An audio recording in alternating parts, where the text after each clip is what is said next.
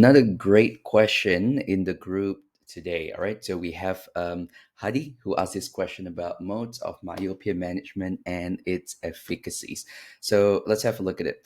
So he said that we know that there are multiple ways that we can tackle and manage myopia, but will all of them in mind? Are there some that are stronger or better outcome than others? Hadi, very good question. A lot of optometrists do wonder about this too. The answer is yes. There are some treatments that happen to work better than others. There are some treatments which have been around for much longer, but although they've been around for longer, doesn't mean that they are better. All right, so because there are more and more research that comes out throughout the times, and this is what I really want to show you. So we're going to dive into it. Okay, so all the methods that I'm going to be showing here, every single one of it helps to slow down axial elongation by at least 50%, all right, over a 1 year period. So this is actually pretty good. And this is compared to like compared to an age norm or compared to like a placebo group in a way. So it's very age matched. All right. Yeah. So the first one that I'm going to talk about is actually, guess what? Wait, just before that, let's give myself a bit smaller here. Um, yeah, low dose atropine. Okay, so atropine is still one of the ones where it is still pretty effective. All right, so there's different concentrations: 0.05, 0.025, zero point zero 0.01. So there's actually quite a bit of it. But in this particular study itself, and it's done quite a while ago now. Let's see, 2019, if I'm not wrong. Yeah, published 2019. Yeah, so again, it's just about 4 years back from when we're recording this video. So you can see that the change over time has been shown to be very good. Okay, so as you can see here, in the end, we say that in the conclusion bit, it says that atropine helps reduce myopia progression. So all different concentration of it, it definitely helps. Okay, to reduce the progression and whatnot. So if you just dive a bit more into it, let's see. After 1 year, the mean circle equivalent change was minus 0.27, all right, minus 0.046 and minus 0.059, okay, and minus 0.81 in the 0.05, 0.025, and 0.01 atropine group and placebo group. So you can see the placebo group 0.81 compared to the group that was on 0.05% atropine 0.27. So we can tell, I mean, just based on this, that's at least working almost 3 times better than if you were to do nothing at all with the placebo group. Okay, so this is a pretty solid one. So atropine 0.05. Now, the second one is actually the MySight contact lenses. Now, one thing I love about the MySight contact lenses is that there is much more longer studies on it. Okay, so it's great. It's great when you have an option that have really long studies because it shows that it's more effective over a longer period of time. So MySight is another one that has been shown to really slow down very well. So let's have a look over here. Okay, so after this, the subjects enroll. So pretty good sample size here. Okay. This is probably due to, yeah, there might have been some dropouts and whatnot. But let's look. Mean change in axial length was 0.32 less, which is 52% less in the test group than in the control group. So this is a good sign. So MySight 1 day is still a very good lens option for patients. Okay, now next one, arguably my favorite one, I would say, orthokeratology. Okay, so this particular one right here. So let's dive down a bit more. As you can see, the study might be a bit like older or not, but because ortho-K from a long time have been shown to be very effective, and this is what I personally have realized is that as a modality or a mode get pretty effective, right? There are just like a bit lesser studies done on it after, because they're like, hey, we know this works, so if this works, let's just continue with it. Okay, yeah. So orthokeratology has been shown to be very well. So this is reported axial length changes after 2 years. Okay, so what were they looking at here? Let's have a look. Estimate indicate that change in axial length in the Alter K group was 0.27%. Okay, which was 0.027 millimeters less than the control group. So my progression was reduced approximately by 45%. Okay, so the combined results reveal the difference in blah blah blah blah blah blah. Okay, yeah. So this itself shows that the axial the my now there's two different things over here. There's what we call myopic progression, and then there's what we call the axial length slowing down.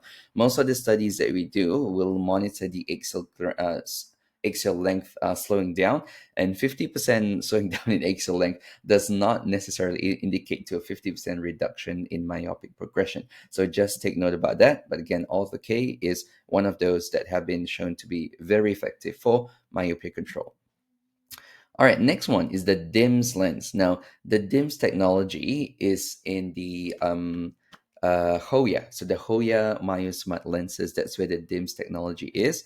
And as we can see here, even with the DIMS technology, very good sample size over here. Okay, so as you can see, sample size N79 the DIMS group, N equal to 81 in the single vision group. All right, and what they have found is this. Let's have a read.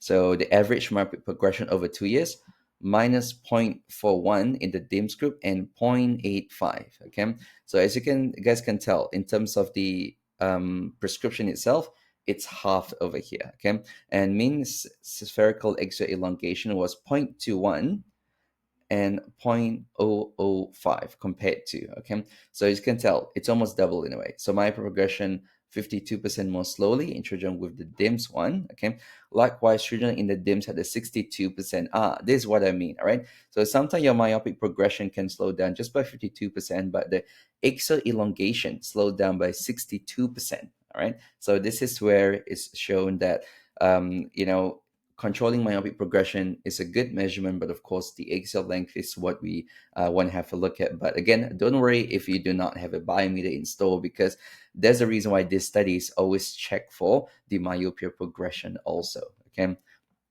All right, next one. This is the highly aspheric lenses, or the hell lenses in a way. So this is the Stellus lens by Essilor. Okay, so this is also over like a 2 year period, and as you can see, very good sample size, 157 participants. So mean 2 year myopia progression in the single vision lens group was 1.46. Okay, which is compared to so let's see. Analyze 53 in the Hell group, 50 in the so mean 2 years progression in the single vision lens group was 1.46. Compared with single vision lens, mean change in spherical equivalent for the Hell group. Okay, so it's 0.8 compared to 0.42. So you can tell that's almost half in a way. All right. Okay. Yeah. So we can see that even the main increase in the axial length was 0.69, okay, millimeters for single vision, and compared to the hell, sorry, what am I talking about? Okay, increasing it was slowed by 0.035 for hell and 0.18 for single vision. So you can see that is almost half right there. Okay, so pretty good, pretty solid lens still. And yeah, that's why I said Stellus or MyoSmart. Usually you can't go wrong with these two if, let's say, the kid is not keen or parents not keen on the contact lens option. And let's have a look at the other one. All right. So this is a lens that I don't think a lot of us really know about, but it is out there on the market. So this particular lens here, it uses a slightly different technology, which I will go through shortly. But as we can see here, when we talk about the changes in the axial length, again, so 12 months. So yeah, so it represents 74% reduction. Come on, how good is that? Okay.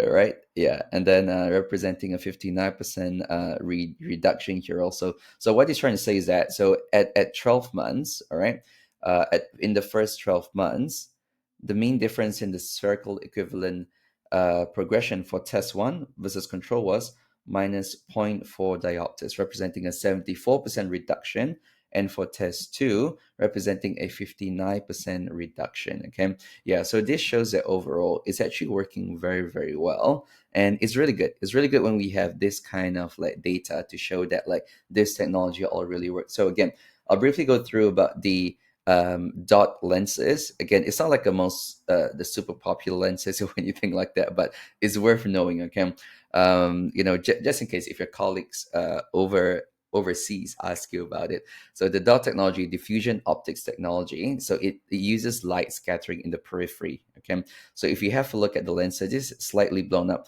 If you see the center here, it's actually clear, but you see all around it, there's just like dots that they use, and they use this technology of like they kind of like scatter the light in the periphery before it hits the retina. Okay, this somehow affects the contrast, and hence slows the signal of the eye to elongate even more. Yeah, so those are all the different ones. I am going to be leaving um the links to all the different ones in the comments below in the group right here. Yeah, so yeah, so I guess that's really the main thing about it, Hadi. I did give you like a short reply here, but this is like the longer version of it with all the different references. Okay, so I hope this helps you, and any other questions, feel free to ask in the group, the Myopia Talks community on school. All right, okay, so take care.